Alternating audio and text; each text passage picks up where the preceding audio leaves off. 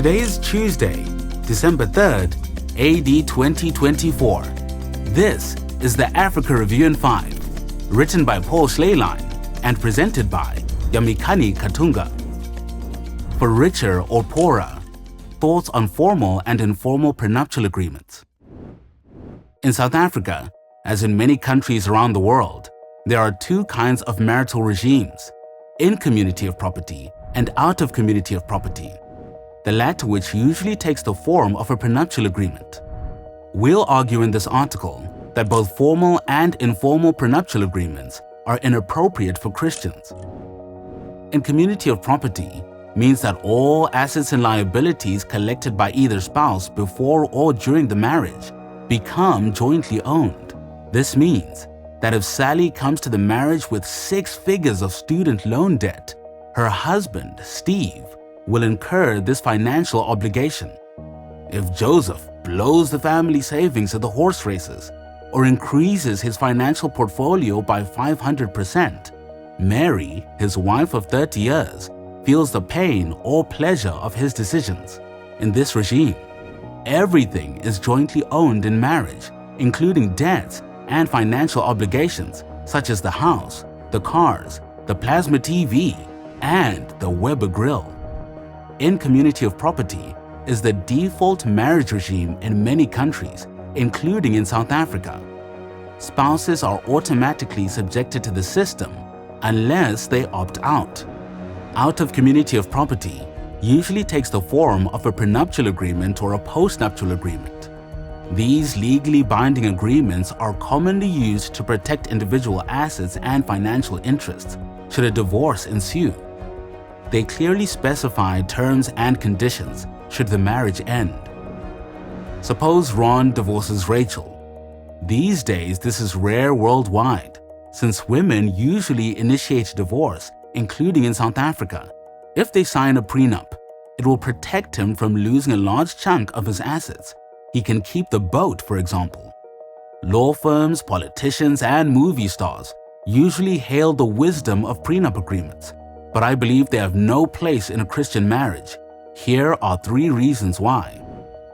First, prenups contradict the biblical definition of love. Love is not self-serving, as we see in 1 Corinthians 13 verse 5. It doesn't focus on personal comfort or protection, but on the happiness of another person. Love seeks the highest good of the spouse. Since love is not rude, it doesn't demand spouses keep separate financial records. Since love is kind, it provides a safety net for the spouse that is left behind. Second, prenups undermine the permanence of marriage. This mindset will negatively influence their marriage. Christians should never plan for divorce. The word divorce should never be spoken in marriage. Spouses must never jest about divorce. They should never use divorce as a club to threaten. According to Malachi 2 verse 16, God despises divorce and intends marriage to be permanent. Prenups start the marriage on a cracked foundation of insecurity and apprehension. Third, prenups oppose Christ's example. Jesus will never leave us, and neither should we leave our spouse, making a prenuptial agreement useless. In John 17 verse 10, Jesus said to the Father, "All mine are yours, and yours are mine." In the same way, spouses should say to each other, "All my assets are yours, and all your assets are mine." Upon hearing this, many people raise objections. Let's address them now. 1. We wear seatbelts just in case. Why not prenups just in case there's a divorce? We wear seatbelts to protect us from human error. Prenups plan and cover for future sins. This is like a husband hiring a full-time food tester in case his wife poisons the food. If he has to do that, there are deeper problems.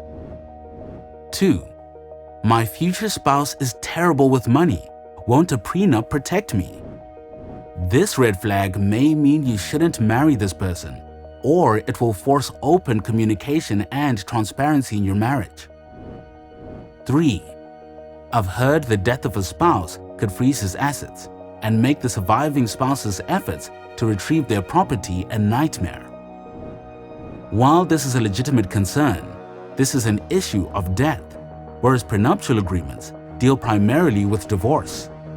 Christian couples that want no part in prenuptial agreements but are concerned with future liabilities upon death should speak to an attorney about the best way to protect their assets against government and bank intrusion. Having raised these 3 reasons and addressed these 3 objections, it's true that prenup agreements are most common among the rich and famous, but this doesn't let the common man off the hook. Sadly, there are many Christians who employ informal prenup agreements in their marriage.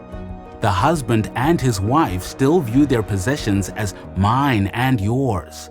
This is unbiblical.